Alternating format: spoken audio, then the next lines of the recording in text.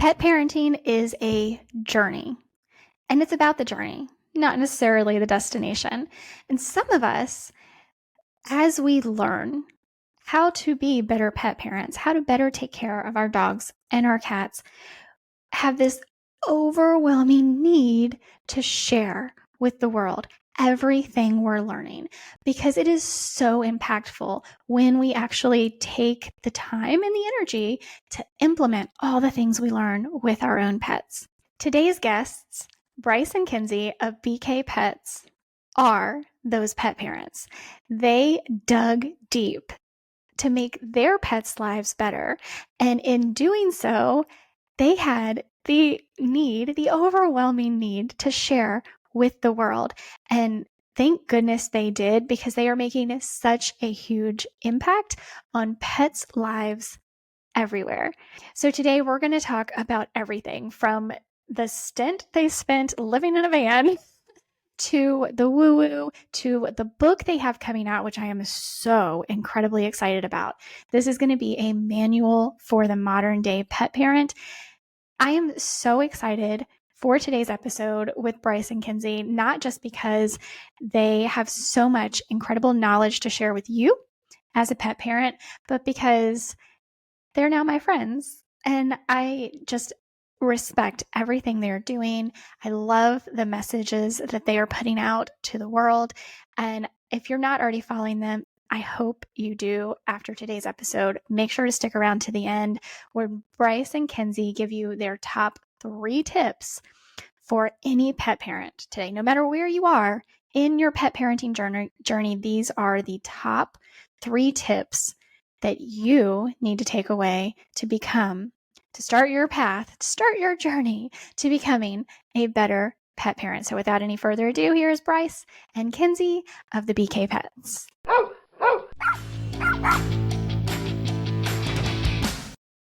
Have you tried training methods that just didn't work? Do you feel that your pet is not getting his or her nutritional needs met? Are illnesses and bad behavior your daily norm?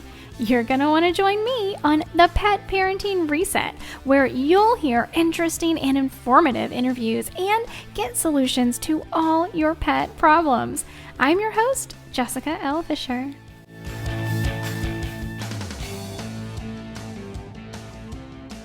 Bryce, Kenzie, thank you so much for being here with me. I'm so excited to have you both.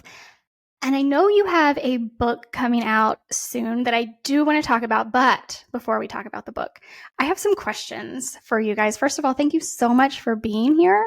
Yeah, I appreciate you, and I'm sure everybody knows who you are, but just to kind of give everybody a refresher, like, who are you?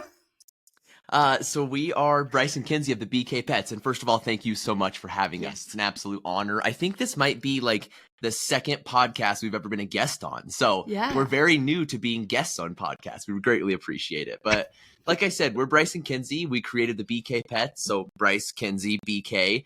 And our goal is to really just empower pet parents and help them enrich and extend the lives of their dogs and cats. And so we teach, things on nutrition, mental enrichment, removing toxins from the home, what we kind of call overall modern pet parenting.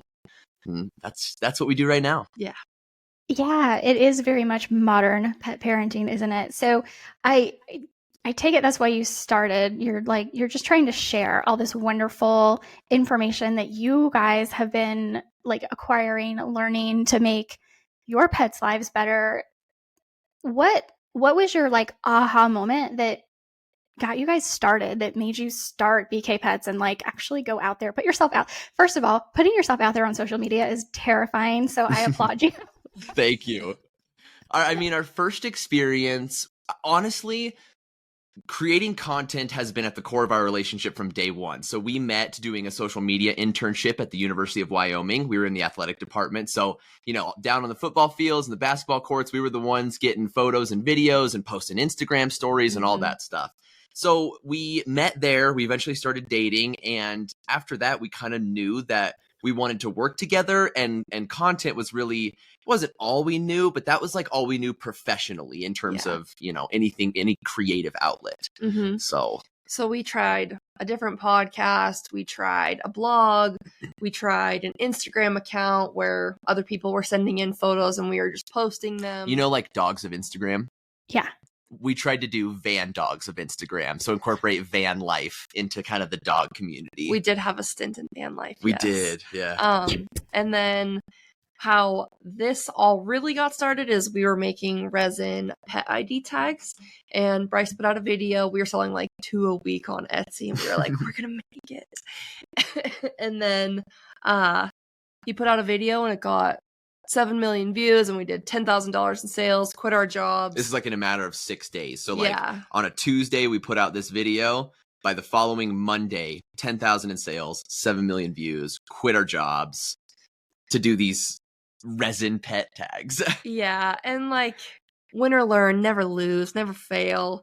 But we totally failed. We hired too many people to help, kept the orders open, tried to bring in wholesale products to alleviate or like add in some extra income. I think in hindsight, we were going to end up turning it into a natural pet store with like a slight twist on like we got into collars and we were maybe going to do harnesses and leashes along with the pet tags and some stuff. Supplements. Yeah, like some shitty supplements. Sorry, I don't know if I can cuss on this podcast. You're good. Some not so great supplements. Yeah, and Bryce would, our livelihood was depending on virality at the time, so he would put out like 15 videos a day, just hoping to send people to our store, our like e-commerce store. And then that all did not end well, and it ended up being just us two finishing it up. And one day we ran out of money and had to let everyone go, shut down the business. Yeah. That time we had like 200,000 followers on TikTok just from a few viral videos. And we were getting lick mats out of a box that was sent to us to put into other box that we bought to send to other people. And I was like, what are we doing? Like, we're already making the content about this. Let's try something new. So then we were like, okay, we're going to try to pursue content creation. And the aha moment was I was taking a bath in our store. We had a physical store as well. It's right across the street from our house. And Bryce was over there. Basement apartment, I should say.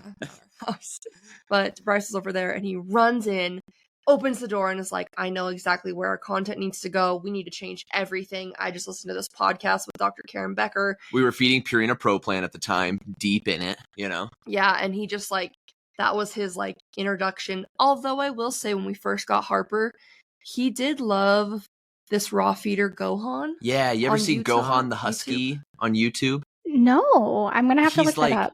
It's great. It's like, it's not as much educational as it is more like lifestyle. Like this is a guy that feeds, you know, DIY grocery store raw food to this husky that just loves it. I mean, just this beautiful dog.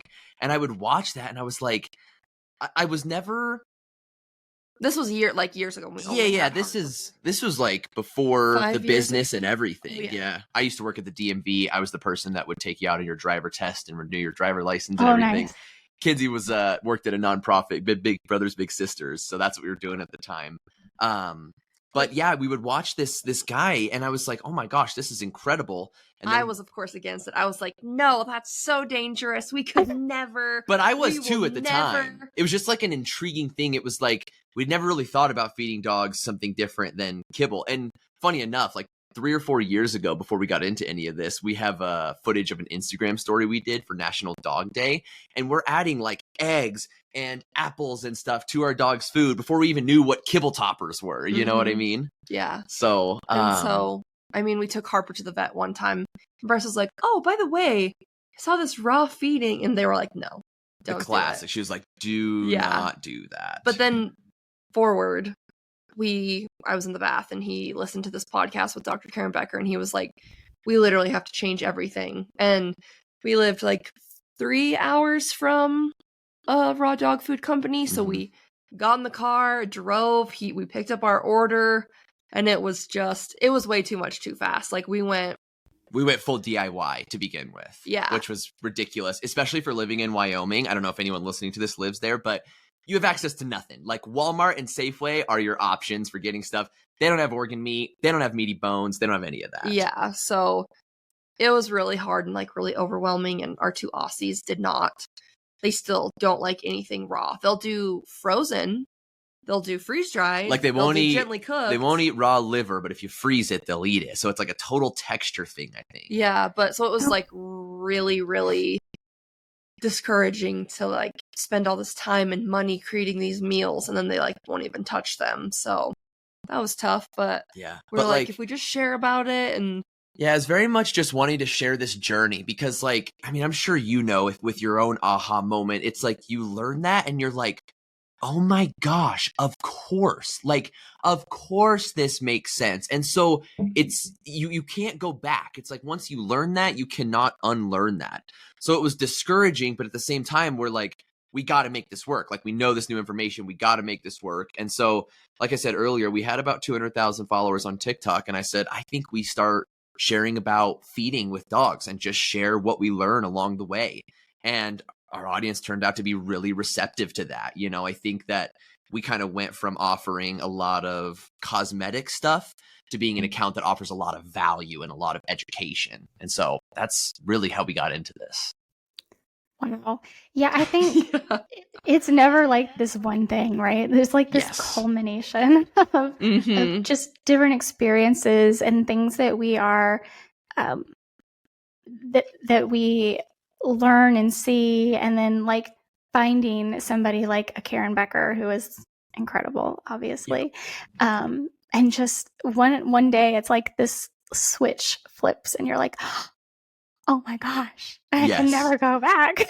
And like that feeling right there is what we want every pet parent to feel, you know, is that feeling like, oh my gosh, like I can see it now. I can see the whole picture clearly. But I will say in the least like stressful, judgmental, shameful way. Like, yeah, because it's like once you have that aha moment, you can't immediately do what you want to do. You know, so many people don't make enough money to spend on a commercial raw dog food. They don't have access to stores that have those organ meats and meaty bones. They don't have time. They don't have, So if you're listening to this, if you have to start small, but we can start somewhere, you know?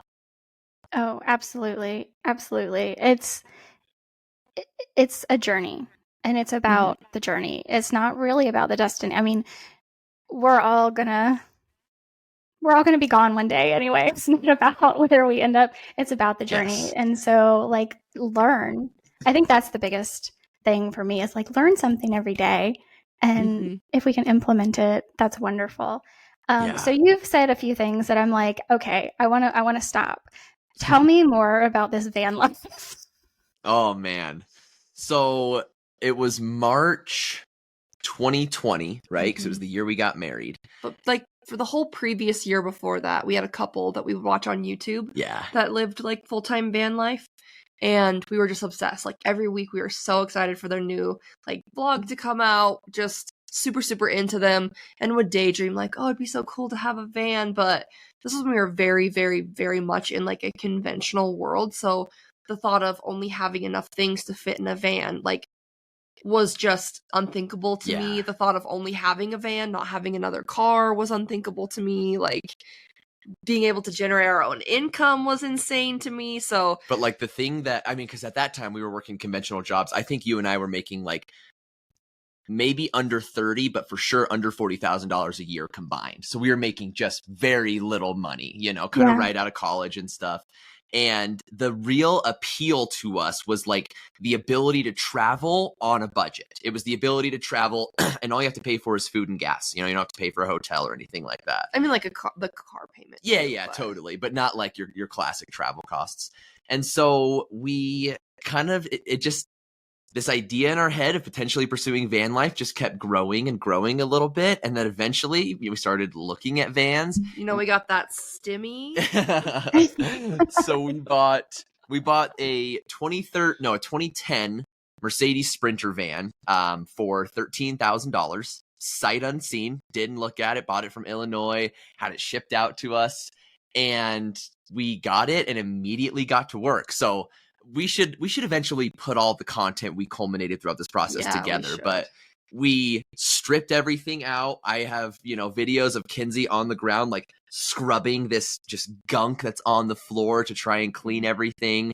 We laid down a subfloor. We put in insulation, Rattle trap. We built a bed. We built a table. We ran electric wires and everything, and it sucked. It was like, it wasn't horrible. Like what we did was really good, and the van was decently nice, but like we had a bed that converted into a table, and then there was a section that was supposed to be like the kitchen counter and everything, and we just never got to that. We never got to any of the plumbing or like actually hooking up all the wires. And the bed was so uncomfortable, and he was so adamant on any time we went anywhere. Like even to my mom's house, he's like, "Let's sleep in the van," and I'm like, "There's a bed right in a bathroom, like right there." And he was always like, "Nope, we're sleeping in the van," and I was like.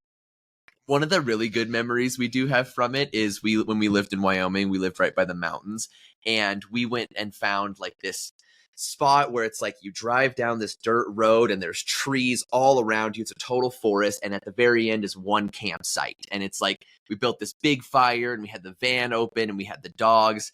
And it didn't end up ending well, if you want to tell that side of it. But that was one of my best times in the van. We made micheladas. And I think the tomato juice was just off because we didn't even drink that much. I think it wasn't cooled properly. Yeah, so I wasn't like super drunk getting sick. Like I'm sure we were a little drunk. I don't know. Yeah. But we ended up having to leave at like 3 a.m. because I was so sick. And we're pinned between these two trees. Like we like kind of wedged the van. And so it's pitch black in the middle of the forest. Spooky. So scary. And I remember just like cranking the wheel and then backing up a little bit and cranking it the other way and going forward a little. And it took us like 20 or 30 minutes to get out. Kenzie's throwing up the whole time. And then we're like finally out of the forest on the main road, and it's like a pretty steep road. And I look back and she's got the side door open and she's like throwing up. And my first instinct is like, oh, like slow down. I need to make sure she's okay. Well, by slowing down, the sliding door comes flying at her neck while she's like out this car throwing up, and luckily she caught it. And you're strong because that door was heavy. Yeah. And we eventually got home and finally got her taken care of, but then we sold the van in order to start the business. Yeah, we used all of our wedding money to buy the van, converted the van, sold the van to start a business. So because we got married, still haven't taken a honeymoon. Yeah, we got married during COVID. Oh my goodness. That's crazy. So y'all tried to upfit this thing on your own. That's like serious props to y'all. Yeah. When I tell you it was DIY, we literally bought the van, and that day we went to Walmart and bought tools. Walmart. We didn't have anything. We didn't even have a Home Depot in our town. Didn't have a drill. We're like, okay. We learned everything on YouTube. It's crazy. I used to I used to work at a dealership, and I did all the admin for the guy who ran our fleet department. So that was one of our big things, was we sold sprinters, but we did the like all the upfit. So like I can only imagine. Yeah. We want to do van life again, and that's what we would do. We would buy it from somebody like that. Yes.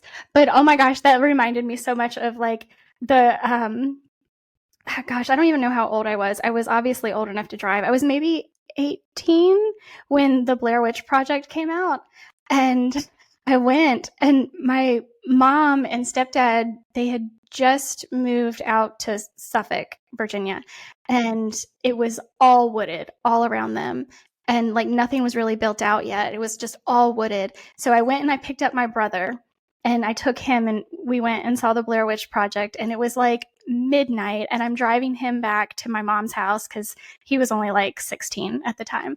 And then I went, I was going to drop him off and then go home. And it's like midnight, and I'm driving out, and it's just pitch black. All like, there are no street lights. It's all wooded. And I'm like, we had just watched the Blair Witch. Oh, God. And I'm like, oh, my God. That's terrifying. Oh, man. Absolutely terrifying. There's not much scarier than a dark forest. Yes. By yourself. Like, all alone. Seriously. Oh, goodness gracious. Okay. So, fun stories. Let's get back to the pets. Yes. Yeah, the pets. Oh, yeah, the pets. So what do you think, Summer, that, like, looking back, what are some of the biggest mistakes that you're, like, you beat yourself up for, that we shouldn't beat ourselves up for, right? We're all learning, but like when you look back, we all have those things that we just kind of beat ourselves up for. So what would you say some of those things are? Yeah, that's a great question. I definitely have mine. Yeah. Do you want me to go first? Yeah, go for it. Okay. I think just not being prepared at all emotionally or mentally and being pretty young getting our first dog. I think I'd like to almost be this age getting a first dog. Yeah, like obviously she's healthy and alive and well, and like we did the best we could, but we were like just new in a relationship and like still working out how to like live with each other, and like we didn't fight all the time, but like we were really young, and like Yeah, I feel like the fights kind of affected her, and she's just pretty anxious now, pretty stressed out, and so I just wish we would have been in a more stable place before getting any animals, but obviously we're all here. We're all okay. Yeah. I mean, funny enough for me, I have a lot of like current regrets. So like one of the things I'm kind of grappling with right now is the idea that like if I don't take my dogs to go run in the field for 30 minutes every single day, I'm taking away time later on, like taking time off of their life later on. And that's just like, it's really hard to grapple with, but we also have to understand that like they don't need something necessarily every single day at the exact same time. Like there's room for flexibility. And I think that there's just kind of a level of like being hard on yourself as a pet parent. And that kind of is really discouraging. In the past, you know, I definitely regret the food we fed them. We were feeding Rachel Ray Nutrish when we first got Harper. So like, you know, you go to the store and you just look for whatever bag looks the best. And so I definitely wish we would have kind of looked into that more. But if it meant changing anything of right now, I wouldn't change a single thing we've done, you know? Oh, yeah. I imagine that not having children of my own, that, you know, having, it's similar, not the same, but similar to like raising kids. You're always like, I wish.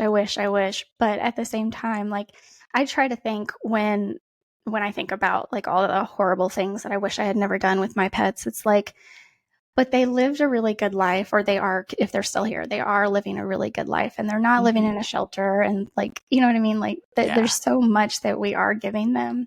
That's where I try to turn myself around. Yeah, I love that mindset because like you said, we are giving them a really incredible life, and we can sit here and pick apart everything we've done in the past, everything we're going to do in the future, but everybody's doing the best they can with the information they have, and that includes ourselves, you know? It is, and I think, I'm sorry, go ahead. Oh, we just did, which I think you might be interested in this, biofeedback sessions with 2 of our 3 dogs, and we found out that, so Banks, our one that we adopted from Texas, he left Texas with another dog, and then we did Embark, and they did Embark later, and turns out they're like siblings. And we just did a biofeedback session with like applied kinesiology, and she was like, yeah, there was some like really big like horror trauma of like 6 weeks and 13 weeks, and like 6 weeks was when he got separated from his mom, and 13 weeks is when he got separated from his like sibling that we didn't know at the time. And so that was really hard to hear, but she asked if he was happy in our house now, and he is. But it took us a minute to be like, oh, that is so hard to hear. And like we were like, well, should we have not gotten him? But the couple that we were friends with that were fostering him, they weren't going to keep him anyways. They were going to have him be adopted out, and they ended up keeping the other one. And so it was just like, had to really take a minute and be like, no, it's okay. Like she said he's happy. He's giving off the energy that he's happy. Like he's very well cared for. We love him very much. It's one of those kind of philosophical questions of like humanity and us having these pets that we take from their family, and like that's one of the things. It's like that's how the world is right now. Do I love it? No, absolutely not. But you know, I love these dogs to death, obviously, so I'm glad we have them. Selfishly. It is a like very moral question. And I am so interested in the biofeedback sessions. Okay. if I had known about it, I probably would have tried to work it into today's episode, but maybe we can talk about that later on. Yeah, So, of course. You've already talked about, growing this large audience and kind of having these videos that go viral. So you do have a lot of people that are watching you on various social media platforms every day, which is wonderful because, one, there are a lot of accounts that don't put out really good information that go viral, and that is so frustrating for me. So you guys are putting out really good information that's going viral, and that's awesome. Thank you so much for doing that. But what are like some of the, because I know even for me, I seem to get the same questions over and over. What are some of the like questions that you're seeing from pet parents that you're just constantly seeing come up over and over and over again?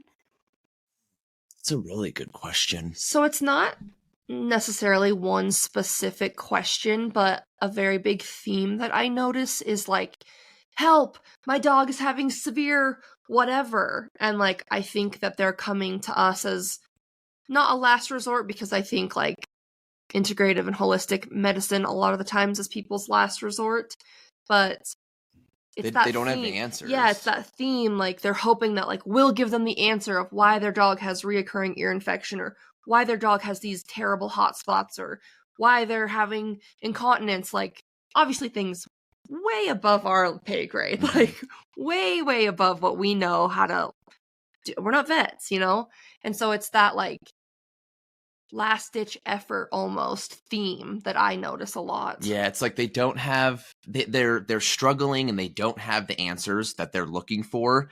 And I'm guessing that most of these parents have probably tried to get a lot of answers already. They've probably tried to go to the vet. They've tried to do a lot of different things. And so like Kenzie said, they're kind of like, okay, like, is there anything I can do nutritionally? Trying to think what other things I'm seeing a lot. A lot of people want us to review pet foods, which is always really interesting. And I shy away from that just because... I mean, Rachel does a great job. Rachel does a fantastic job of that. I don't think it's necessarily our place, but I also, rather than like reviewing specific pet foods, I would rather try to teach pet parents how to look at a label. And we haven't really done much of that yet, which we should, but I want to teach them to be able to go and find out that information themselves, because there's so many different pet foods out there. There's so many pet foods popping up all the time, so many different categories of kibble and freeze-dried and fresh and raw and all the different stuff. So giving them the knowledge to go and say, okay, I'm looking for a pet food. I have these parameters in my mind. I'm going to see what fits in there. That's really what I want to focus on. But yeah, like Kenzie said, it's just a lot of people with a lot of different scenarios, but the common theme is they don't have any answers right now. And then I would say also like the specific of, I have a 6-year-old Doberman. Can I feed him? Blah, blah, blah. I have I think there's a really big misconception that there's like super, super breed specific things for every realm of nutrition. And I wonder why that is. Maybe because there are big food companies creating breed specific diets that are a bunch of BS. But that's none of our business. Yeah, that's none of our business. None of our, of course. Yes, that was the first thing. I'm like visualizing the pet food aisle as you're talking. Yeah, I can literally see. We have a video of Cooper way back when we first got him as a puppy, digging at his bag of Royal Canin with a bright, big golden retriever on it. Yeah. It's ridiculous.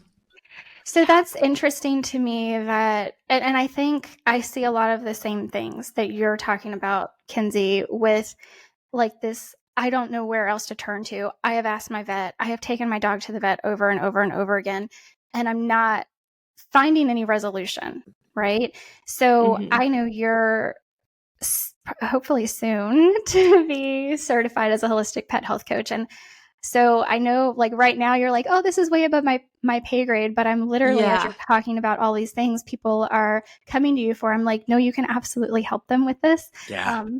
So soon. Yeah, very soon. That will feel good too, to like have more answers. Definitely. But then it's also raises the question of like, how do you have time, and like who do you choose to help? And we tell people all the time, like, we have one video with 300,000 comments on it, and it's like, how do you even begin to sort through the amount of people that need help? And we're gonna try, but it's gonna be a tall task.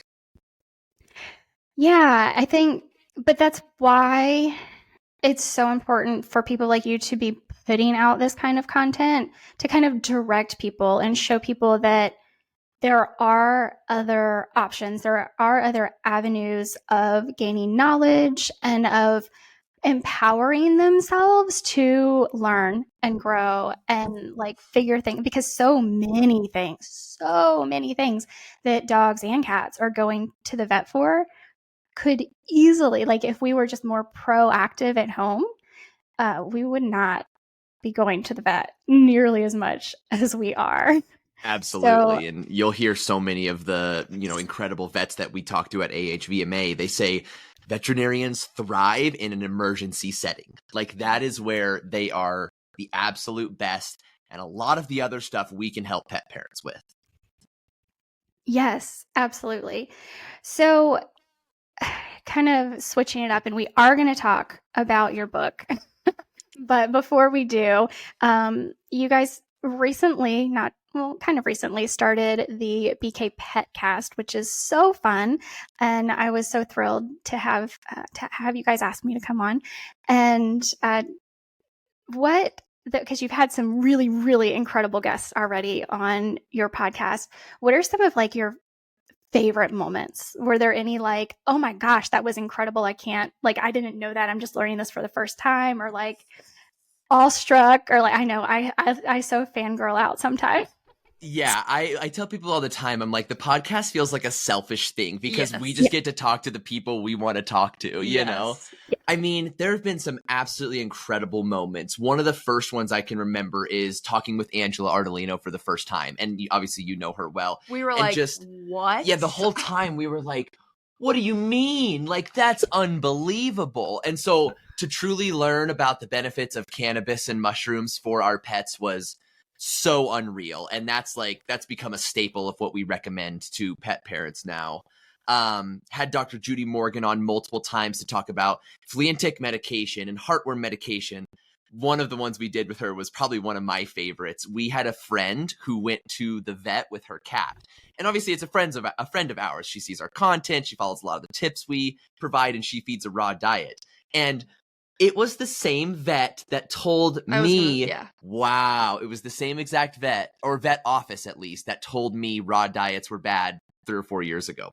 So she goes and tells them that she feeds raw, and they like whip out this pamphlet of all this big kibble propaganda talking about how byproducts are comprised of clean organ meat. So we hit up Dr. Morgan and said, hey, we had the situation. We'd love for you to come on the podcast and dispel some of these myths. And her reply literally was, ha ha ha ha ha ha ha. I would love to tear this apart. And she did. It was so incredible. What about you?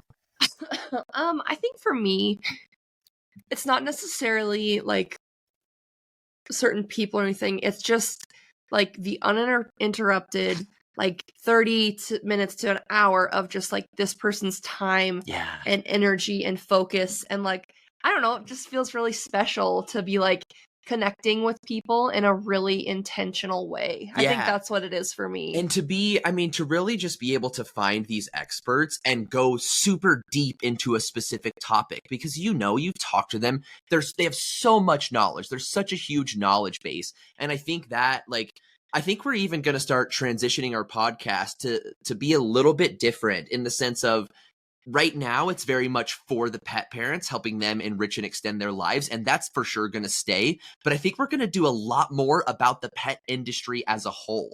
We just got in touch with a microbiologist who's doing some testing for a pet food company, and like testing for pathogens and stuff. And that is so interesting to me, Yeah. So, and just like the passion that people have behind this, like I'd say most, if not all of the people that own these companies or founded these companies, like they weren't just like, well, there was a gap in the market and I wanted to make some money. It's like they have these incredible stories and passion behind it, and like really tried to fill a true need for so many people. And so I think like that, like selfishly for me, like fills my cup up and like just makes me feel even more passionate about everything that we do. Yeah, and like there are even days where we're like, oh, like we have a podcast episode today. We don't really want to do it. And every time we sit down after we're done, we're like, Oh my God, that was incredible. I'm fired up. Yeah. So it's an amazing thing. We're so glad we started it and have no plans to stop anytime soon. What about you? Oh, well, yeah, I actually like literally almost everything you guys said. I have the same feel. Like it is the most rewarding thing I do, and also like I feel like the most selfish thing I do because I like getting to contact people that I would never otherwise have any business contacting and talking to them and having them come and talk to me, like giving me, like you said, giving me their time. I'm just like in awe of these people who are like, why would you come talk to me? And it's like in the conversation, I mean, I'm sure you've gone through this. People tell us all the time, like, oh, you don't have the credentials and stuff to be talking about this. It's like these podcasts are a form of research that will never result in any sort of credentials. But like, think about how valuable the information that we get is. It is. And I had a guest that I was interviewing the other day, and she was like, I went back to some of your older podcasts and start like, so I'm a binger. If I find a podcast, I start from the beginning and I just binge. I can't help it. That's just how I am. I'm going to listen until, I don't care if you're 1,000 episodes in, I'm going to binge through. But she was like, I went back to some of your older podcasts and I was talking about one of my cats in, I guess, an older podcast so I have one cat who had a perennial urethrostomy, which basically is just having the penis removed, which sounds horrible. So I would rather say perennial urethrostomy. But he just kept blocking. And when he was in surgery, so I had to get a special surgeon to come in because the vet I had didn't know how to do the surgery. Had to get a special surgeon to come in. Well, apparently she was doing the surgery by herself and nobody was watching and paying attention, and he stopped breathing and died. And so it was a long road to recovery for him. He had seizures and he didn't walk for a month, and it was a whole, like, he's doing great now. He lost his eyesight from the brain swelling, but other than that, like, you would never know that anything's wrong with him. But she said, if I had not gone back and listened to that episode, I would not, like, she called 3 or 4 different vets' offices to find out if they had somebody, like an extra person there watching the animals during surgery, like you would with like an anesthesiologist with, humans. It's expected. We don't think about these things. Right. And I didn't at the time either to ask these questions. She's like, I passed up multiple vets' offices to do my cat's dental cleaning because I asked them this question and they were like, no, we don't have anybody doing that. So it's really like, those are the moments where it's just like some random person who's like, oh my gosh, I can't believe I heard this. And I never would have thought about it, but that's so incredibly important. And thank you. And now I know something and I have implemented something with my pets. That's the thing that like really keeps me going. Yeah, that's literally what it's all about. Like, if you can just help one person like that, I mean, that's life-saving advice. Yeah. Like that could have potentially saved that cat's life. So unreal. Yeah, I mean, you never know, but that's yeah, those are my favorite moments, I think. Yeah. But thank you for asking. Yeah, of course. So, okay, tell me a little bit about this book that y'all have coming out, which I'm like super stoked for. But tell me, why did you write it? What is it all about? What's in it? Who is this book for? Tell me everything. Well, thank you, first of all. Well, you want me to start us? It's okay. We are very like spiritual, woo-woo, whatever. And we're powerful manifestors. And we, not last August, but the August before, maybe a few months before that, we're like, wouldn't it be so like cute and fun and silly to write a book? Like, that would be so crazy. What would we write about? Like, we knew it would be like a culmination of all of our content. So we just kind of wrote this little table of contents, like set it, forget it. And then a few months later, someone reached out and was like, I'm a publisher. Have you thought of writing a book? If you already have a book deal, like nothing but the best for you. love to hear back from you. And we messaged back or emailed back, and we were like, we don't have a book deal, but we do have a table of contents. Yeah. So we hopped on a call, and in like true Bryce and Kenzie fashion, we were like, so we have just info yeah, dump. and she was like, slow down a little bit and kind of zero in on what we're feeling here. Sweet Marissa, she's our editor. Yeah, yeah. So we spent from August 2022 to December 2022 writing it. And it was like, it actually happened a lot. The writing portion happened a lot faster than I thought it would. And I think that's because we basically were taking all the stuff we were already sharing on our content and put it into a book. So the real motivation for me was like, when you go to our page, I think we do share a lot of really valuable content, but it's just a jumbled mess. There's no way to sort through it. There's no way to say, oh, I have a specific question. Like, how can I go find that video? And so it's not for lack of trying. Like, we've tried to do playlists. We've tried to do story highlights, but none of it just, excuse me, none of it really set up our account to be able to go through and consume all of that information. And so, yeah, we really wanted to take that and put it into a book. So the first part of the book, we talk a lot about the history of kibble, some of the problematic issues with kibble. We talked about how to improve different diets. Why fresh food. Yeah, why fresh food is important. And then we get into the recipes. And that, I think, is really the heart of this book. There's 30 different recipes. I think 8 of them are homemade meals, so raw meals, gently cooked meals. Then we have lots of different treat recipes, supplements, and superfoods. We talk about mental enrichment. Kenzie wrote an incredible section. She basically wrote this entire section herself on removing toxins from the home, which is, I think, a really valuable thing that a lot of people don't think about. And yeah, it's, we're very proud of this. And it's endorsed by Dr. Judy Morgan, Dr. Angie Krause, and Dr. Ian Billinghurst. He was a pretty wild one for me because he's the creator of the BARF diet. I'm sure you know. That's biologically appropriate raw food for those that don't. And he's like the father of raw. That's what people call him. And his ratios are what we based a lot of our recipes on. So it was really, really impactful to get his endorsement on that. And like I said, Dr. Judy Morgan endorsed it. She actually wrote the foreword and reviewed the entire thing for accuracy. So we really just want this to be a resource that pet parents can use to stay curious about all of this stuff. We kind of want to plant that seed in them of like, oh, maybe I'll add a little fresh food. Maybe I'll switch to 50-50 now. And like, just kind of keep that curious thought going. I think this book is really just for anybody that is maybe fed up with having multiple pets pass away at too young of an age. I think it's for people that take their own health very seriously and are really conscious of what they're putting into their bodies and the products they're using, that also have pets, to get curious about that.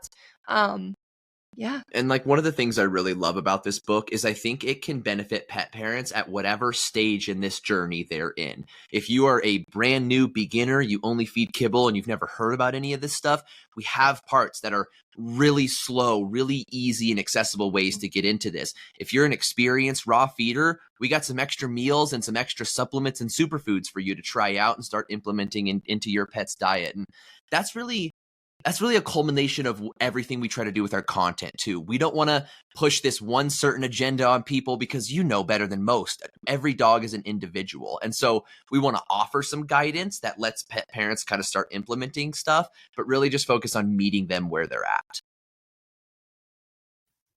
Awesome. I think if somebody comes across your book and has no idea, like they're just the average pet parent who is going to the grocery store and buying kibble off the shelf and going to the veterinarian's office every year and getting the booster shots and blah, blah, blah, doing all the things that we are supposed to be doing as good pet parents. I know that was me. I lived in my vet's office for a long time. And if they could get their hands on your book, it could make such a huge difference in so many pets' lives. For me, that book was Dr. Odette Suter's book, things that your vet would never tell you, or things your vet doesn't know. I don't remember the exact title. Yeah. I've got it behind me somewhere. But like that book, it was one of the very first books I read when I started feeding my pets much like you, I was adding stuff to my dogs and cats' food. I was just like cooking up chicken and vegetables and adding it on top of the kibble, not knowing what I was doing or why I was doing it, other than like being like nurturing and motherly, right? And that was one of the first books I read, and it like literally changed everything for me. And I think for like this new generation of pet parents, your book could be the same. So that's really what we hope for. Because like you said, there are so many wonderful books. Dr. Seuter's The Forever Dog was that book for us. And so to just be even in the same breath as some of these books is really an honor. But like you said, I really hope that this book can kind of spark that igniter in people. So they say, okay, I'm going to go down this journey. And boy, is it a journey. It is. Well, I want to be aware of your time, and I appreciate you both for coming on and talking to my listeners. Probably pulling from some of the things you've already said, pulling from the book that is going to be coming out, which I will link in the show notes. What if you could only give 3 tips to pet parents, and let's get a soundbite going. If you could only give 3 tips to pet parents to get them started, to get their wheels turning in their head, what would they be? You know, this is actually a great opportunity to go to an outline for a YouTube video I have titled 12 Things I Wish I Knew Before Getting a Dog. So, let me take a look here. So number 1, I'm going to give you a few different ones. I'm not going to give you the whole video. You're going to have to wait for that. But I think the first thing for me would be, don't underestimate what it means to be a pet parent. I think a lot of people, you know, we see in the movies, people get dogs for Christmas and birthdays and stuff, and just don't really have an understanding of what that entails. And it entails a lot more than many people think. You know, we're talking vet visits. We're talking pet insurance. If you want to feed fresh food, we're definitely talking more of an expense and freezer space and all this different stuff. So if you're going to get another dog, just make sure that you kind of understand that there's a lot that goes into it. For me, it'd be gentle. Yeah, with yourself, that's definitely one and of with mine. Your pet. Know that this is their first time experiencing life as a dog in the home of people, and it's your first time with this dog. And it's just really about getting to know each other and knowing at the end of the day, like, you are doing the absolute best you can with the information you have. And your pet is so lucky that you even care, or you're getting curious about anything, or that you even feed them. Like, I think that's my number 2. Yeah. And then I think the last one definitely fits into everything that we do, and it's feed more fresh food. You know, any addition of fresh food into your dog's diet can literally give you more time with them. We're talking kibble toppers. We're talking feeding 50-50 kibble and raw or kibble and gently cooked. We're talking feeding fully raw food. Maybe you can only replace the treats you feed with a single ingredient freeze-dried options. But those things can give you more time with your pet, and then switch it up. You know, variety feeding. I think that's one of the keys to longevity. So you buy chicken liver treats, buy beef liver next time. You fed raw pork, try raw turkey. So fresh foods, feed the rainbow, feed the variety. But like Kenzie said, be gentle on yourself, because it's already hard as it is, much less trying to do all this extra stuff that we're doing here. I think that's a perfect place to stop, with being gentle with yourself. I know we all struggle. We all struggle with that. Oh my goodness. Yeah. So thank you both, Bryce and Kenzie, so much for being here, for giving your time to our listeners. And where can they find you? Yeah, online, absolutely. everywhere. So we're basically the BK Pets everywhere, and that's BK Bryce and Kenzie. So the BK Pets on all social media platforms. You can find our website with all the recommended products that we love at thebkpets.com, and that's where you can also find our guides and all the online resources that we have to offer. Thank you so much, Jessica. We really appreciate it. Oh my gosh, I appreciate you guys so much, and thank you again. Thank you so much for listening to today's episode. Make sure that you're following the show so you never miss an episode, and please take a moment to rate the show on your podcast app. I'd also love it if you'd share this podcast with your friends and family so that they can benefit from the information to help their pets live long, happy lives too. Don't forget to take advantage of this special discount as a listener today and get access to over 100 online videos and my online dog training, The Furry Family Coach. Just go to thefurryfamilycoach.com and use code PODCAST at checkout to get your first month for only $7. That's thefurryfamilycoach.com and use code PODCAST at checkout to get your first month for only $7. I can't wait to have you join and see you on the inside.